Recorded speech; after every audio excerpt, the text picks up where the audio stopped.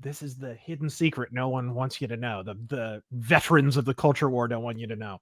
When you have a private conversation with these people, everything's fine. We've seen several instances of, before we went live, we were talking about this girl has been, all her sponsors have been cast off and all the stuff. There's been several instances, and I've talked about this, where I don't really talk to anybody from Screw Attack. They've all excommunicated me from their life, right? Despite having known them for years, worked with them, 8 to 10 hours a day, had them over, been great friends. They've just well, I can't be associated with Craig anymore, right? And despite me reaching out, there's no response. And it's crazy. You know why they won't reach out to it, or they won't respond to your communiques, is because, and this is the hidden secret no one wants you to know. The veterans of the culture war don't want you to know. When you have a private conversation with these people, everything's fine. The world isn't ending, right? Okay, I had my differences with Angry Joe, right? Very public differences with Angry Joe. Privately, we have never had anything but a cordial word ever, on complete opposite ends of the spectrum, possibly the same end of the autistic spectrum, but the totally different ends of the political spectrum. I'm convinced probably the same thing would happen if I had a conversation with Movie Bob or anybody that I'm on the other side of the aisle of. This, I think, is why cultural revolutionaries, whatever you want to call them, are hitting gaming so hard, is because this was an area where people of all political stripes could connect before. It really wasn't an issue, to the point where in 2016, if you started expressing political beliefs, and I certainly witnessed this, I learned just how much of my audience was actually comprised of people who did not agree with me politically. And it was fine, except that they were really pissed at me. But that's the thing. That's kind of the night and day approach, right? That's what gaming was before.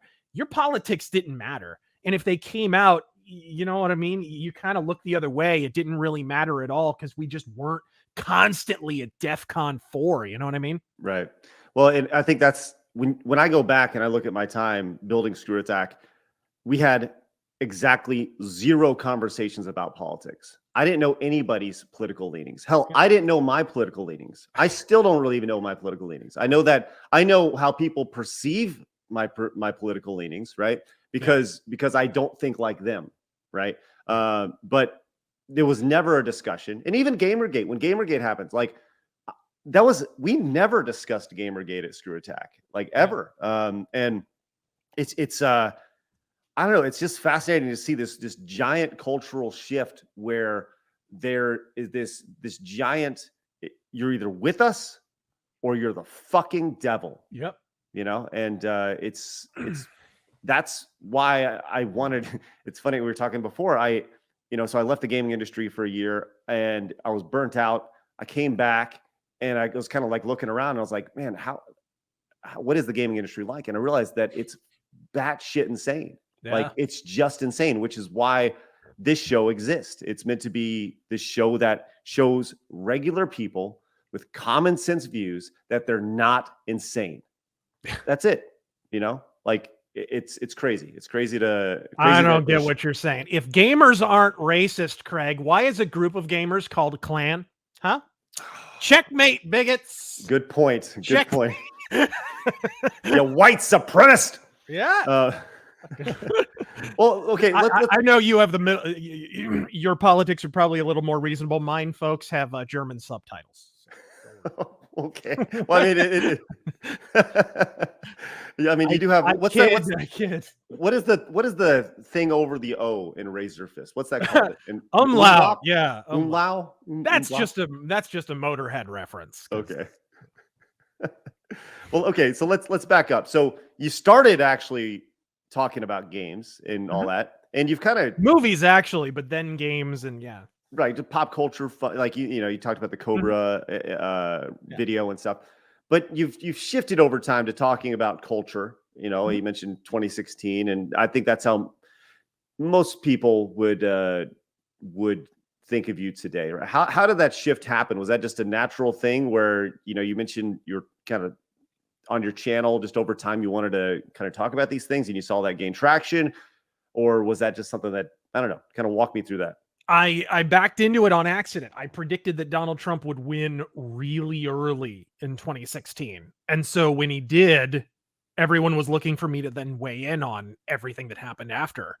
That's really what happened, quite literally. It was like, I predicted that he would win very publicly and repeatedly, and I explained very, in as detailed a fashion as I possibly could why I thought that was. And it turned out that I was correct. And so people kind of came back with, okay, well, then what's your take on what just happened? Because as soon as Trump was elected, I was like, okay, he's either going to purge all the intelligence agencies and have a relatively peaceful presidency, or every day is going to be a new drama. It's going to be one or those two things. And of course, it wound up being the latter. So I wound up with years and years of videos to make, basically just reacting to every fresh new manufactured outrage. So that's kind of what happened. And then, of course, I had already talked about, like, I already did a video on gun control, I think, before, which is an issue that I'm passionate about. I wasn't even a gun owner when I made that video, but I've always been passionate about gun rights and the importance of the Second Amendment and of state level gun rights. So I mean, it wasn't totally out of my wheelhouse up until that point, and probably even before that. Of course, the Anita Sarkeesian and GamerGate stuff happened, which was another kind of Plymouth Rock landed on me situation, because for 3 or so years before that, I had been doing a series called The Downfall of Gaming Journalism. Because I don't know if you noticed, well, hell, you worked in the kind of gaming journalism adjacent space. I noticed a change in gaming journalism ahead of GamerGate, several years ahead of GamerGate, where it was like, yeah, look, I mean, gaming journalism, let's be charitable to it, was basically advertising for games, right? Yes. It was like, here's the game. We love games. Most of our scores are probably going to be on the high side because we're fans of games and we're kind of just advertising them. And so I noticed a little bit more ideology and such starting to creep in. I think possibly what that was, I don't know if you feel the same way, but I think mainstream, like Hollywood and entertainment, sort of didn't take gaming seriously soon enough. So gaming got huge, bigger than Hollywood.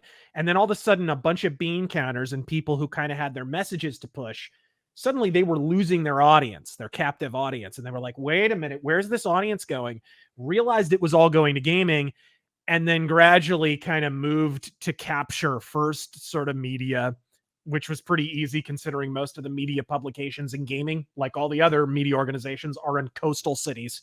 They're in, like, San Francisco, for example. That's IGN or whatever. So it wasn't like they had to look that hard for ideologues, and gradually started to push a little bit more of a narrative, not in a conspiratorial sense, but just gradually pushing an issue. And I think, of course, that reached fever pitch when the whole gamers don't have to be your audience thing popped up in 2014, was it? And it was so obviously coordinated. And then private chats emerged of them literally coordinating the message, right? The journalists literally saying, let's all write these articles in unison, saying gamers don't have to be your audience and what have you. And it was obvious at that point, to me anyways, that that's what was happening. So I did a series on that.